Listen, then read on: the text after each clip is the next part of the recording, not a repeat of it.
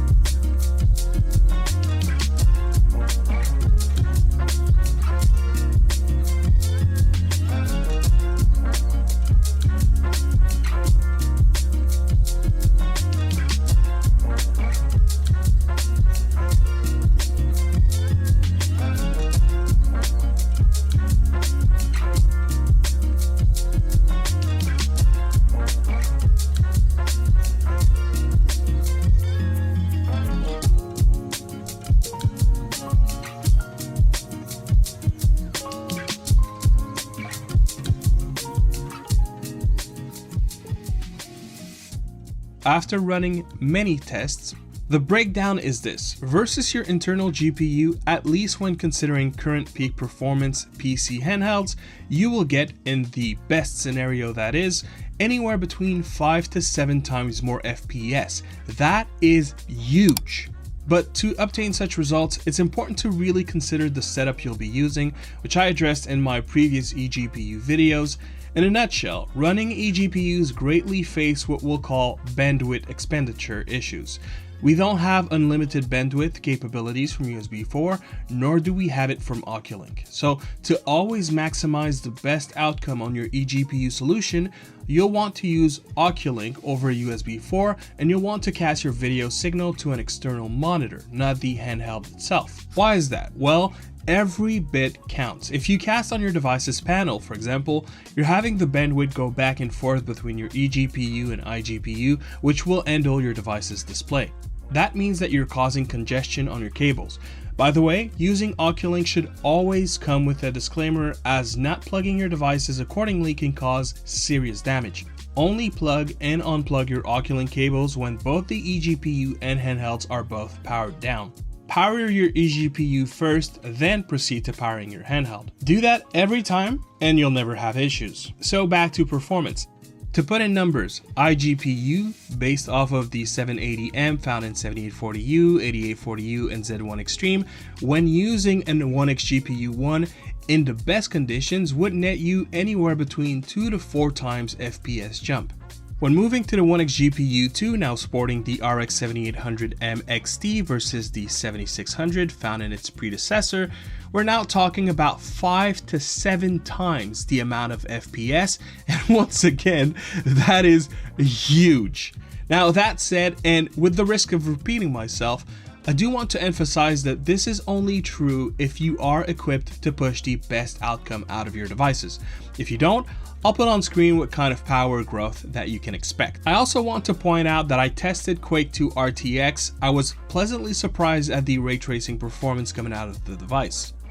Not to say that this is a viable across the board solution, but I think it's enough to test titles when possible, at least to scratch that itch of wanting to see it firsthand what it looks like. Now that we got the data out of the way, let's talk a bit about the device. I'll put on screen a spec sheet, but we'll talk a little bit about my experience dealing with the hardware itself. For those who own a OneXGPU 1, it is pretty impressive how much more massive that its successor is. It didn't quite compute until I had them both with me. Now, of course, they both provide the same amount of IOs, though you won't see it in that image. The OneXGPU 1 does have two USB-A off to the side. In that sense, I find the OneXGPU 2 helps to provide a cleaner cable management solution as it keeps everything on one side. The OneXGPU 2 also has a micro SD card slot, something that the OneXGPU 1 doesn't have. And though the prototype unit used for this review didn't yet have the hardware, they both have a M.2 NVMe drive slot that supports up to 2280. One massive change with the OneXGPU 2 versus the first is that it is designed to be held upright. Now, it just so happens that my desk riser is metallic, which makes the base plate be very still, and the base plate is also held by magnets to the OneXGPU 2 itself. It's a beautiful system, and that alone makes me want to replace my OneXGPU 1. You know, keep calm, Cliff, keep calm. I know it sounds like a minute little detail blown out of proportion, but external GPUs, while functional, are not necessarily the nicest looking solutions. The OneXGPU 2 manages to effectively elevate function while also greatly improving form, and just as well when looking at the RGB on the device. It has less options than the prior, but the vibrancy and overall effect is far more effective the second time around. Right, so what's the downside? I'm not going to sugarcoat this. It can be somewhat frustrating for the ones who purchased the OneXGPU 1 at the beginning of the year. The reality is OneXPlayer had a 4 months late to market in comparison to its closest competitor, the GPD-G1. By having released the OneXGPU 1 late, it makes it seem as if the OneXGPU 2 is premature for loyalists of the brand, but with that said, I choose to look at it as OneXPlayer correcting the course, and as long as they stay on it going forward, that elephant in the room will be no more. The other caveat is it's noisy. Here's a sample of the OneXGPU 2 running at full speed.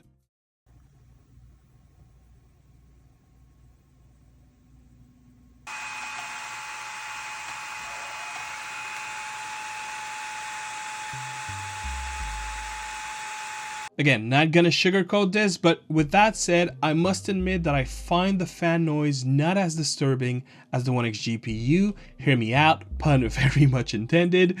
The OneXGPU 1 has a smaller fan, and with it, a more high-pitch noise, whereas the OneXGPU 2, equipped with a much larger body, has a much larger fan, and it does seem to move air at faster pace, but in doing so, it still remains a lower pitch noise. Now, these are really the only two cons that I have with the OneXGPU 2, and when I was done benchmarking all these games, I just clocked out, and I gamed, and I gamed, and I gamed. I had my headphones completely drawing out the fan noise, and what an experience that it was. To think that I was going to be able to have this much power when docked, and within a minute that I could power down everything and leave with my X1 Mini was truly an eye-opener. So for my conclusion, here's why I believe you should get a OneXGPU 2. This is the FOMO Un-Alive-R.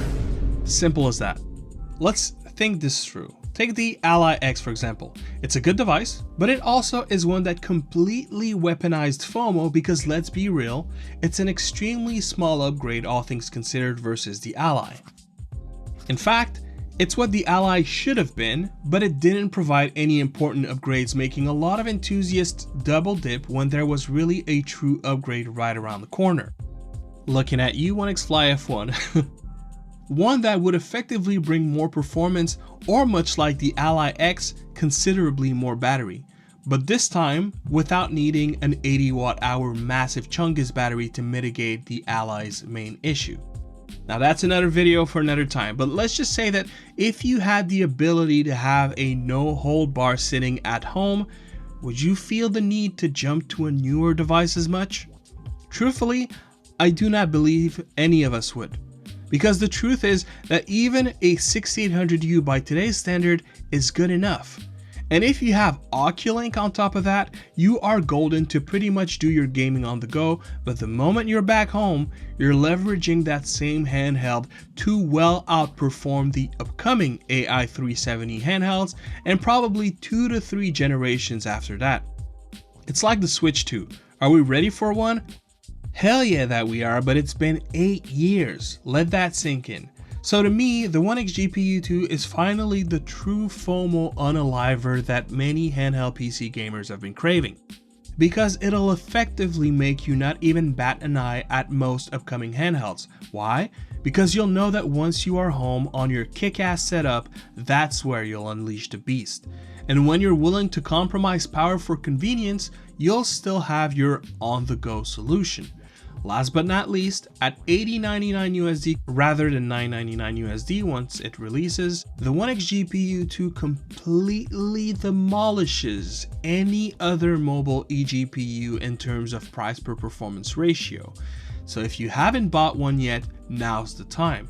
If you had one already, I wouldn't blame you if you held up. I'm still undecided myself, but ever since that OneXGPU 2 left my vicinity, I've been craving for one. It's the first time I've started to really consider no longer buying a PC tower. The convenience is just starting to outweigh the sheer power that a tower provides, at least for me. And then there's also the convenience of building your own if you prefer. So I believe eGPU to be a solution that is finding home in more and more gamers over time. And so that is it, guys. Let me know what you think about the OneXGPU 2 in the comment box below. Will you be picking one up, and what would you play on one if you did? Share your thoughts. Now, thank you very much for watching, and I'll see you on the next one. Peace.